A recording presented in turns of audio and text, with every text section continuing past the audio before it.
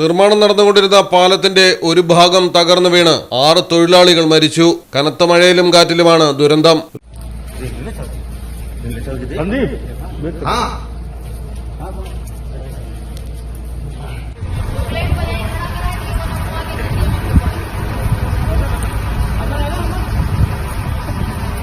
ഉത്തർപ്രദേശിലെ ഹാമിർപൂരിനു സമീപം ബേത്വ നദിക്ക് കുറുകെ നിർമ്മാണത്തിലിരുന്ന പാലമാണ് തകർന്ന് വൻ അപകടമായത്. അപകട സമയം ശക്തമായ കാറ്റും മഴയും ഉണ്ടായിരുന്നു. കുരാരയിലെ മോർക്കന്തർ പർസാനി മുതൽ നൈതി ഗ്രാമം വരെ നീളുന്നതാണ് പാലം. വെളുപ്പിനെയാണ് അപകടം നടന്നത്. ഈ സമയം തൊഴിലാളികളെല്ലാം പാലത്തിന്റെ ഒരു ഭാഗത്ത് ഉറങ്ങുകയായിരുന്നു. പാലം തകർന്ന് ഇവരുടെ മുകളിലേക്ക് വീഴുകയായിരുന്നു. 22 വയസ്സുള്ള ലോകേന്ദ്ര, 19 വയസ്സുള്ള കുൽദീപ്, 28 വയസ്സുള്ള സാവന്ത്, 30 വയസ്സുള്ള സഭാജിത്ത്, 34 വയസ്സുകാരൻ പുഷ്പേന്ദ്ര സിംഗ് ചൌഹാൻ, 42 വയസ്സുള്ള രാജേഷ് പാൽ എന്നീ തൊഴിലാളികളാണ് മരിച്ചത്. 3 പേർക്ക് ഗുരുതരമായി പരിക്കേറ്റിട്ടുണ്ട്.